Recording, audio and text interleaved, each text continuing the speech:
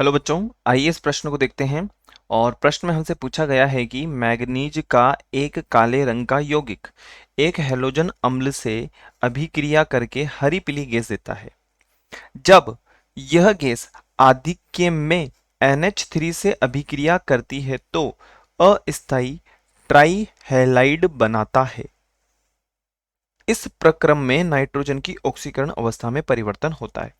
तो हमें उस ऑक्सीकरण अवस्था के बारे में बताना है। सबसे पहले हम बात करते हैं प्रश्न से संबंधित मुख्य अवधारणा के विषय में।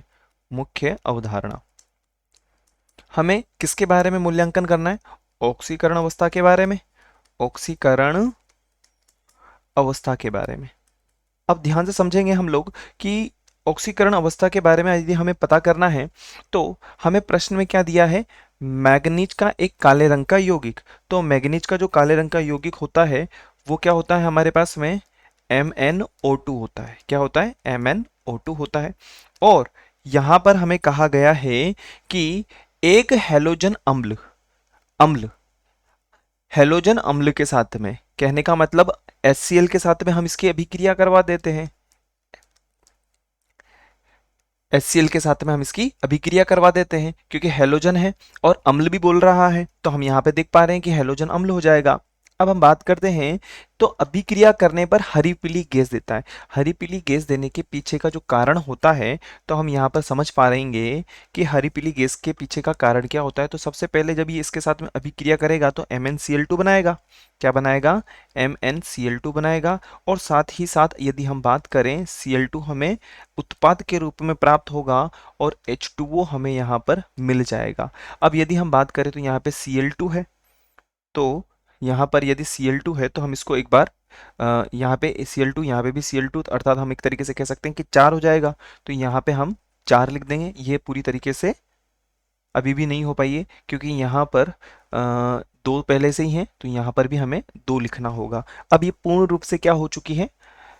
संतुलित है।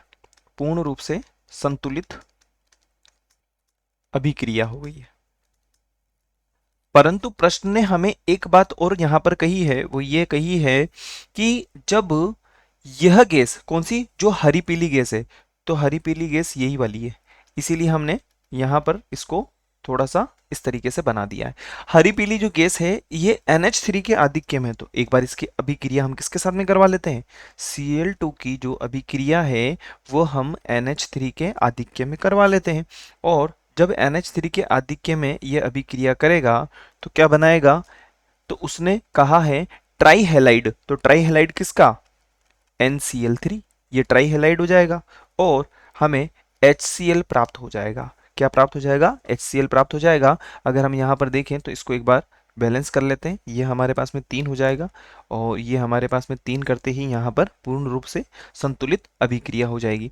अब यहाँ पर हमें जो है नाइट्रोजन, ध्यान से समझेंगे, एक नाइट्रोजन ये है, एक नाइट्रोजन हमारे पास में ये है। इन दोनों की हमें क्या करना है? ऑक्सीकरण अवस्था के बारे में मूल्यांकन करना है। तो ध्यान से समझेंगे, जिसका निकालना होता है उसको हम क्या कर लेते हैं? x मान लेते हैं। तो नाइट्रोजन का x, हाइड्रोजन के ऊपर क्या होता है? +1, तो 3 है, तो 1 गुणा 3 बराबर 0 के रख देंगे। तो x बराबर कितना आ जाएगा? -3 हो जाएगा। अर्थात यहाँ पर यदि हम देखें तो ये -3 होगा। अब यदि हम यहाँ पर देखें तो नाइट्रोजन के लिए x हो जाएगा। और यदि हम बात करें तो यहाँ पर NCl माइनस होता है, तो अगर हम बात करें तो माइनस के 1 को 3 से गुणा करेंगे तो -3 हो जाएगा बराबर 0।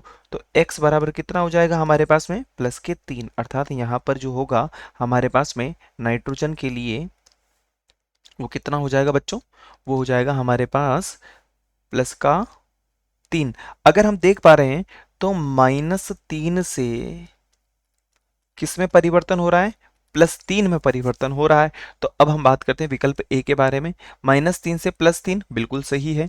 -3 से 0 नहीं, -3 से +5 नहीं, 0 से -3 ये भी नहीं। तो हम कह सकते हैं कि विकल्प ए जो है वह हमारे प्रश्न की मुख्य अवधारणा की पूर्ण रूप से अनुपालना कर रहा है। अतः विकल्प ए ही हमारा वांछित उत्तर होगा। आशा है आप इसे अच्छी तरह समझ गए होंगे। धन्यवाद।